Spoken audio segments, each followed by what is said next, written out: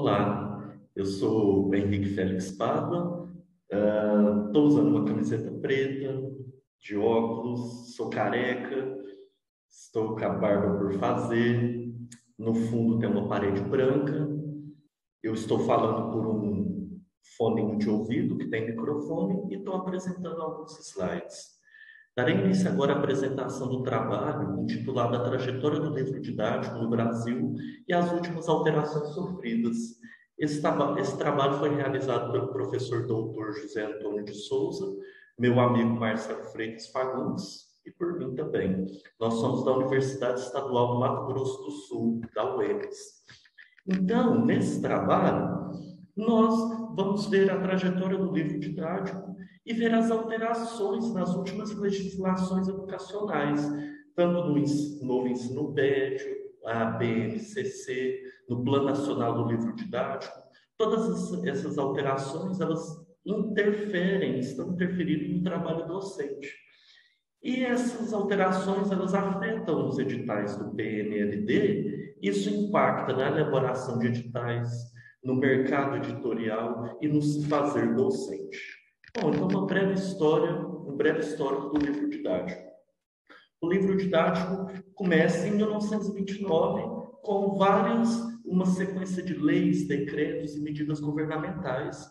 O primeiro órgão criado foi o Instituto Nacional do Livro, o INL, que legitimava e aumentava a produção do livro didático. Já em 1938, com o Decreto-Lei 1006, foi criada a Comissão Nacional do Livro Didático, CNLD, que visava a legislação, controle de produção e circulação do livro didático. Os livros didáticos nessa época poderiam ser importados, compêndios ou outros livros poderiam ser usados como livros didáticos. Um pouquinho mais à frente, em 1945, com o Decreto-Lei 8.460, ele vai consolidar o decreto anterior e vai restringir o professor à escolha do livro didático a ser utilizado por esses alunos. Mas cabe ressaltar que essa autonomia do professor era limitada, pois essas questões eram condicionadas às obras autorizadas pela CNLD. Mais à frente, em 1966, foi criada a COUTED, Comissão do Livro Técnico e Livro Didático. Nessa época, houve uma parceria com a Agência Norte-Americana para o Desenvolvimento Internacional, a USAID.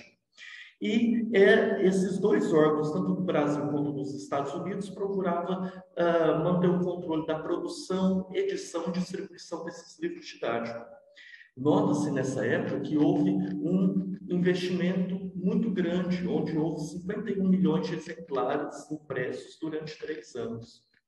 Em 1970, é criado o livro Utilização do Livro Didático, que tinha o objetivo de alcançar todos os alunos do território nacional e proporcionar um desenvolvimento físico e moral dessa clientela. Em 71, acaba o convênio com a USAID, com os Estados Unidos, é extinta a COUTED e o INL, ele desenvolve o Programa do Livro Didático para o Ensino Fundamental. Em 1976, o INL é extinto e vem a criação da Fundação Nacional do Material Escolar, FENAM, que tinha a função de executar aquele PLIDEF anterior.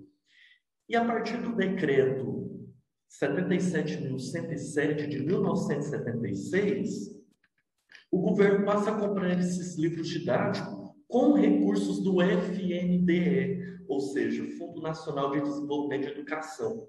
Cabe ressaltar que em 1976 esses recursos não foram suficientes e aí teve que excluir do programa algumas escolas municipais.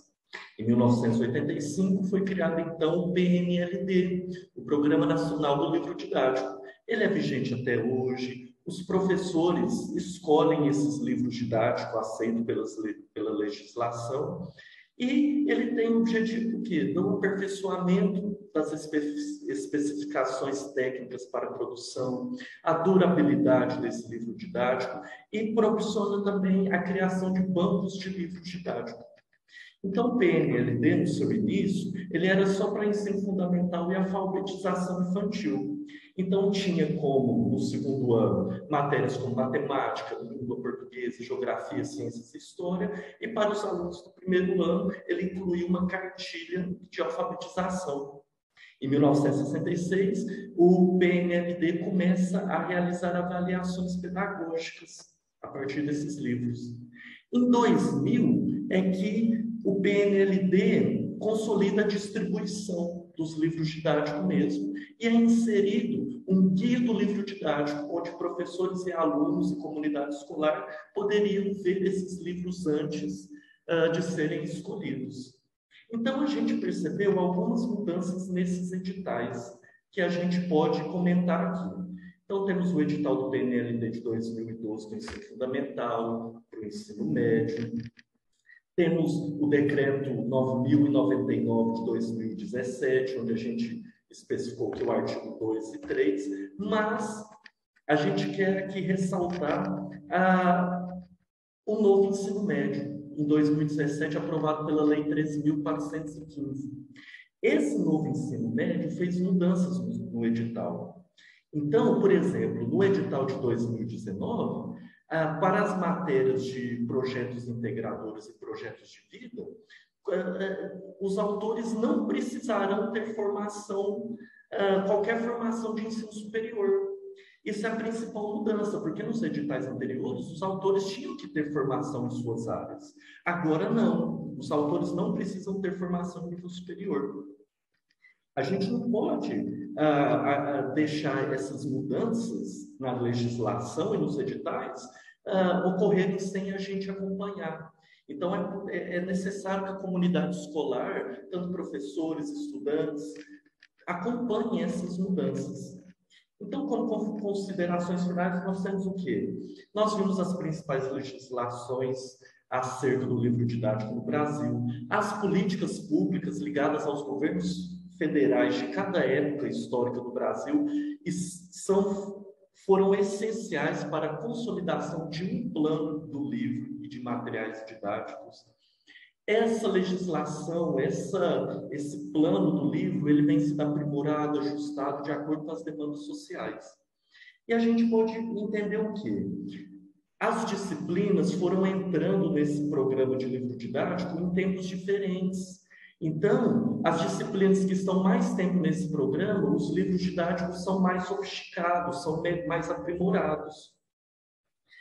O PNLD de 2021, ele em relação aos projetos integradores e projetos de vida, eles não exigem a formação a nível superior desses autores, o que foi a grande diferença dos demais editais.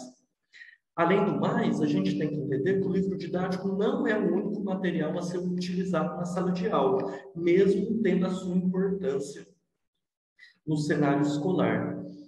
E a gente entendeu, então, que o novo ensino médio e o BNCC passaram a afetar o trabalho docente, na medida que altera os próprios livros didáticos, desconsidera a necessidade de formação de autores para as disciplinas de projetos integradores, projetos de vida, desconfigura as grades curriculares, reduzindo assim carga horária de algumas disciplinas.